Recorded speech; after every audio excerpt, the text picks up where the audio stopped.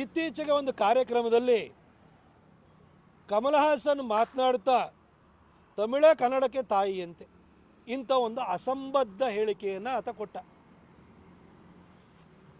ಆದರೆ ಅದೇ ತಮಿಳುನಾಡಿನಲ್ಲಿ ಈ ಕಮಲ್ ಹಾಸನ್ನು ಒಬ್ಬ ವಿತಂಡವಾದಿ, ಈತ ತೀಟೆಗೋಸ್ಕರವಾಗಿ ಹುಚ್ಚುಚ್ಚು ಹೇಳಿಕೆಯನ್ನು ಕೊಡ್ತಾನೆ, ಈ ಆತನಲ್ಲಿರುವಂಥ ತೀಟೆಯನ್ನೇ ಸಿನಿಮಾವನ್ನು ಮಾಡ್ತಾನೆ ಅಂತ ಹೇಳಿ ಇಡೀ ತಮಿಳುನಾಡಲ್ಲಿ ಆತನನ್ನು ತಿರಸ್ಕಾರ ಮಾಡಿಬಿಟ್ಟಿದ್ದಾರೆ.